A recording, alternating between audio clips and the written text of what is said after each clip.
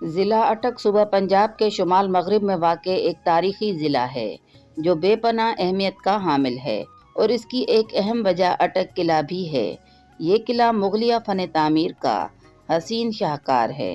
اٹک قلعہ راولپنڈی سے پشاور جی T road پر دریائے سندھ کے بائیں جانب واقع ہے۔ مغلیہ دور کا تیسرا بادشاہ جلال الدین محمد اکبر جب اپنے دودھ شریک بھائی مرزا حکیم سے بغاوت کی وجہ سے جنگ سے واپس آ رہا تھا تو قافلے نے اٹک کے مقام پر پڑاؤ کیا۔ بادشاہ نے اس علاقے کی جغرافیائی خصوصیات بھاپتے ہوئے دریائے سندھ اور دریائے کابل کے سنگم پر ایک حفاظتی قلعہ بنانے کی خواہش ظاہر کی تاکہ بیرونی حملہ آوروں سے حفاظت کی جا سکے۔ اٹک قلعے کی تعمیر کی نگرانی اکبر نے اپنے وزیر خواجہ شمس الدین خوافی کو سونپی۔ قلعے کی تعمیر کا آغاز 1581 عیسوی بمطابق 989 ہجری میں ہوا اور 1583 عیسوی میں 2 سال 2 ماہ کے مختصر عرصے میں دریائے سندھ کے کنارے عظیم الشان قلعہ تعمیر کر لیا گیا۔ قلعے کے مغربی بنیادیں دریائے سندھ کے اندر سے اٹھانے کی تجویز دی گئی تاکہ حملے کی صورت میں قلعہ بند کرنا ہو تو اہل قلعہ کو پانی کی تنگی نہ ہو، لیکن پانی کے اندر سے بنیادیں اٹھانا جوئے شیر لانے کے مترادف تھا۔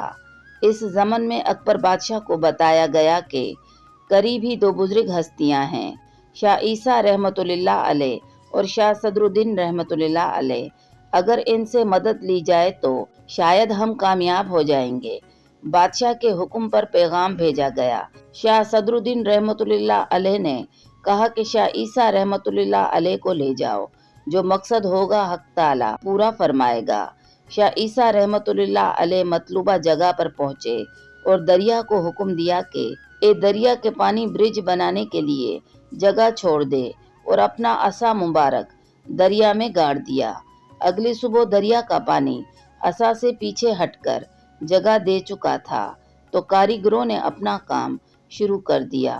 قلعے کی تکمیل کے بعد 1585 عیسوی میں اکبر اٹک آیا تو سال کا ایک بڑا حصہ یہاں قیام کیا، جس کا ذکر ایک انگریز مصنف ویلیئر نے 1939 میں اپنی کتاب دی 5000 ایئرز آف پاکستان میں بھی کیا ہے۔ اٹک قلعے میں فن تعمیر کا ایک بہترین نمونہ دیواروں کی تعمیر بھی ہے، جو تقریباً 1 میل سے زیادہ گولائی میں ہے اور چاروں اطراف سے 18 برجوں کے ساتھ ملتی ہے۔ ان دیواروں کی خاص بات ان کے اوپر بنی گیلری ہے، جس کے نیچے کئی گارڈز کے روم ہیں۔ قلعے کے برج مقامی چنائی پتھروں سے بنائے گئے ہیں۔ داخلی دروازے پر سرخ پتھر استعمال ہوا ہے، جبکہ قلعے کا دیگر حصہ لارجودی ٹائلوں سے مزین ہے۔ قلعے کی 4 دیو ہیکل صدر دروازے ہیں، جو دہلی گیٹ، لاہوری گیٹ، کابلی گیٹ اور موری گیٹ سے موسوم ہیں۔ ان بلند و بالا دروازوں پر خوبصورت نقش نگاری کی گئی ہے۔ قلعے کے شاہی حمام زیر زمین ہیں، جہاں روشنی کا پورا انتظام ہے۔ کابلی دروازے سے باہر نکلتے ہیں تو سامنے دریائے سندھ اور دریائے کابل ایک ساتھ مگر الگ الگ رنگ میں نظر آتے ہیں۔ یہاں سے تھوڑا آگے بڑھیں تو سیڑھیاں ہیں جو گہرے دریا کے اندر اترتی ہیں۔ یہاں سے سامنے کمالیہ اور جلالیہ 2 بڑی چٹانیں ہیں، جن کو 2 بھائیوں کے نام سے کمال الدین اور جلال الدین سے منسوب کیا گیا ہے۔ اٹک قلعے کے 342 سال فتح اور شکست کے مارکوں سے بخوبی چشم آشنا ہیں۔ جب 1605 عیسوی میں اکبر بادشاہ کا انتقال ہوا تو 1738 عیسوی میں نادر شاہ درانی نے دریائے سندھ کو عبور کیا اور جنگ کے بعد اٹک قلعے پر قبضہ کر لیا۔ 28 اپریل 1758 عیسوی میں مراٹھوں نے رگھوناتھ کی قیادت میں اٹک قلعے پر حملہ کیا اور درانیوں کی فوج سے سخت لڑائی کے بعد اٹک قلعے پر قبضہ کر لیا، لیکن ان کا قبضہ صرف 3 سال تک رہا۔ 1761 عیسوی میں درانیوں نے روہیلا سے اتحاد کیا اور قلعے پر خونخوار حملہ کیا، جس سے مراٹھا فوج کو شکست ہوئی اور قلعے پر ایک بار پھر درانیوں نے قبضہ کر لیا۔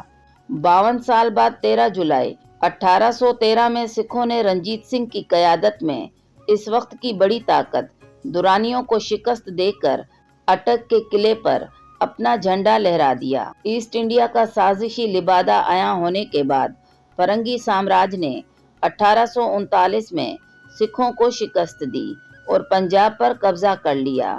فرنگیوں نے خوبصورتی اور حفاظت کے پیش نظر اٹک قلعہ بھی اپنے قبضے میں کر لیا۔ یوں یہ قلعہ ہر دور میں اس خطے کی طاقت اور اقتدار کے استحکام کا استعارہ ٹھہرا۔ 1947 میں جب پاکستان مورز وجود میں آیا تو اس قلعے پر سبز ہلالی پرچم لہرانے لگا۔